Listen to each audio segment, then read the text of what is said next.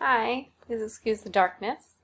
Um, Today I'm responding to week two about certain topics that may need to be addressed in counseling at school sites.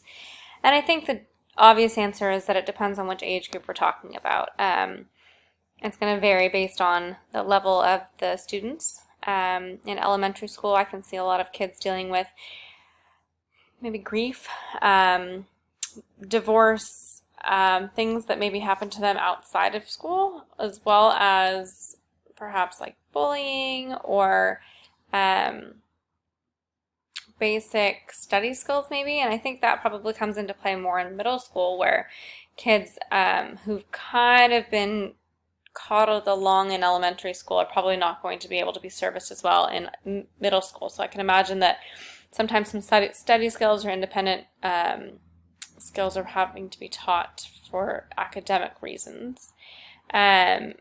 I know there's a lot more drama in middle school and high school, so I can imagine like some girls groups, some self-esteem groups would be good. Um,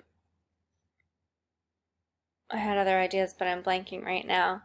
I think too maybe some like good life choices as we get into high school and start, um, succumbing to peer pressure, those things of like learning how to be resistant, as well as maybe in high school more of that career coaching or college prep or understanding what it is that who we are as individuals in order to make those decisions for what comes next after high school.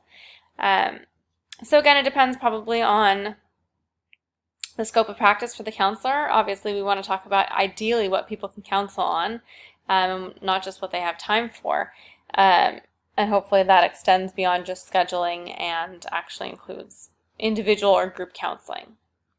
Have a good week.